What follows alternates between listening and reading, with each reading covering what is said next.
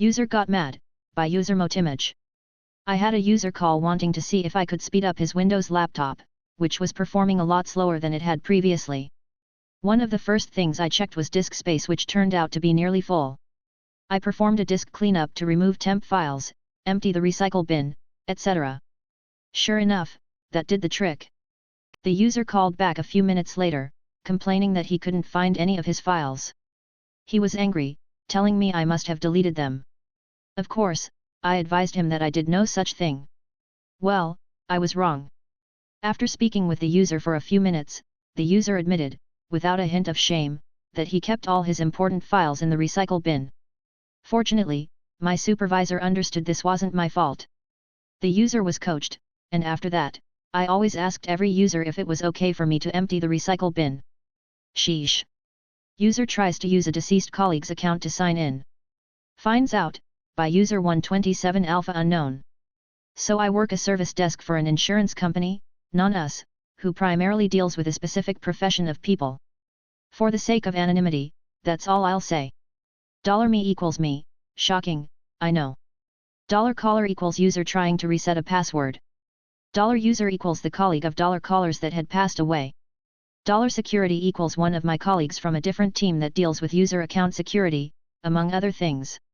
$director, the director of the third party's company. I work in a phone-based team, so our conversation went something like this. $me, welcome to company, how can I help today? $caller, hi, yes, I'm calling from other company, and was looking to reset my password? $me, of course, can I take a username please? $caller gives me a username.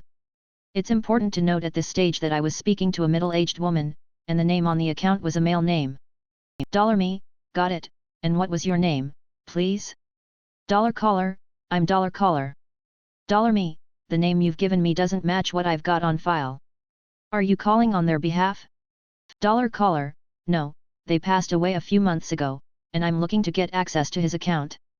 I've heard a lot, but this was a first for me, and this rendered me speechless for a second, to say the least. Another important factor is that if we have one username, we can pull up all the usernames under that company.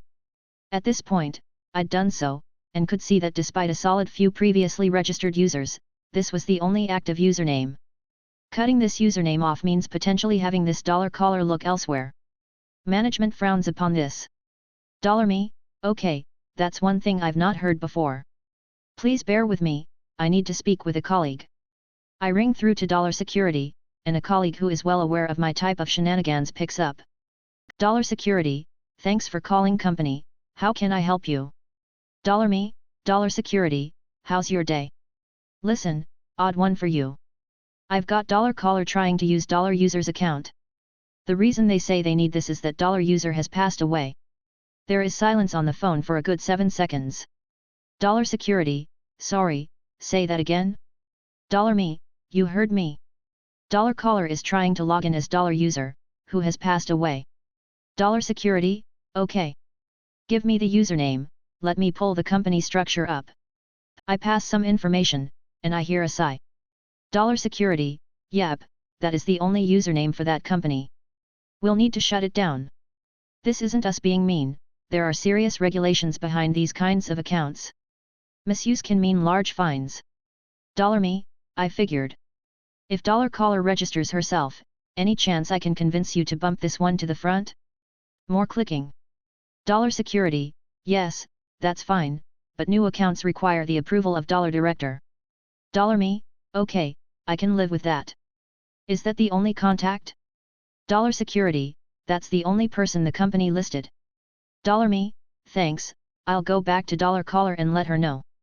I toggle hold back to $caller and explain. She proceeds to start shouting as soon as I tell her that she needs $director's approval. $caller, what do you mean you need his approval, he's out of the country for the next week? $me, I understand that, but I'm sorry, when your company signed up, they were very clear that $director would need to. $caller, that just isn't good enough. I want to speak with your manager. $me, I do have $security on the other line, you'll need to take it up with them. $caller agrees, and I toggle back to $security. It's worth mentioning here that if we suspect a call is going to be a complaint, 2 people should be listening to that call, usually a manager from your team. I tell $security about the shouting and the cough. Complaint $security laughs and says. $security, fine, my day was too boring anyway. Pass $caller through. About a week after I do so, a complaints handler catches me on Teams, and explains that a complaint was filed against me, personally, for some reason, and that the handler wouldn't be upholding it.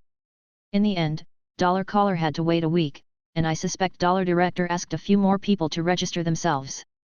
Dr. $caller tries to sign into dead colleague's account, filed a complaint, had to wait a week anyway.